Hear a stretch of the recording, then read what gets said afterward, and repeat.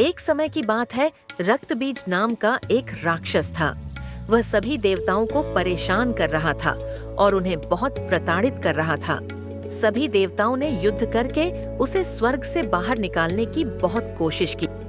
हार मानकर सभी देवता माँ दुर्गा के पास गए। उन्होंने रक्तबीज के अत्याचार की कहानी सुनाई और उनसे रक्षा की गुहार लगाई। देवताओं की पीड़ा सुनकर माँ दुर्गा का हृदय करुणा से भर गया और उन्होंने रक्तबीज का अंत करने का संकल्प लिया। माँ दुर्गा ने अपने तेज और क्रोध से माँ काली को प्रकट किया। काली का रूप अत्यंत भयानक था। काले रंग का शरीर, बिखरे हुए बाल, मुंडमाला और हाथों में खड्ग और त्रिशूल।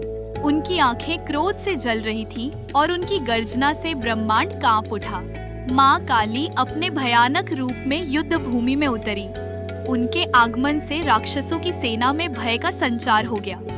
रक्तबीज अपनी अद्भुत शक्ति पर घमंड करता हुआ काली के सामने खड़ा हो गया। माँ काली और रक्तबीज के बीच भयंकर युद्ध छिड़ गया। काली ने अपने अस्त्रों से रक्तबीज पर प्रहार किया, लेकिन जैसे ही उसके शरीर से रक्त की बूंदें गिरी, वैसे ही हजारों रक्तबीज उत्पन्न हो गए और काली पर आक्रमण करने लगे। माँ काली यह देखकर चकित हो गई कि रक्तबीज को मारना इतना आसान नहीं है। हर बार जब वह उसे घायल करती तो उसके रक्त से और भी राक्षस पैदा हो जाते।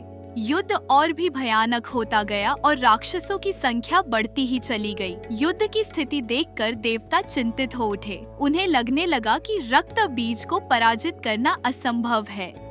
माँ दुर्गा और अन्य देवता मिलकर इस समस्या का समाधान खोजने लगे। माँ काली ने रक्तबीज की माया को समझ लिया। उन्होंने एक नई रणनीति अपनाई।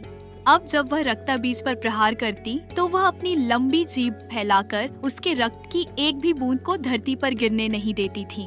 माँ काली ने रक्तबीज पर लगातार प्रहार करना शुरू कर दिया और उसकी हर बूंद रक्त को अपनी जीभ से पीती गई। इस प्रकार रक्तबीज के शरीर से बहने वाला रक्त नए राक्षसों को जन्म नहीं दे सका। धीरे धीरे रक्तबीज कमजोर पड़ने लगा। अंत में माँ काली ने अपने भयानक खड्ग से रक्तबीज का सिर धड़ से अलग कर दिया। रक्त की एक भी बूंद धरती पर नहीं गिरी और रक्तबीज का अंत हो गया। देवताओं और तीनों लोकों में शांति स्थापित हो गई। माँ काली की जय जयकार होने लगी और उन्होंने जगत को रक्तबीज के आतंक से मुक्त कर दिया।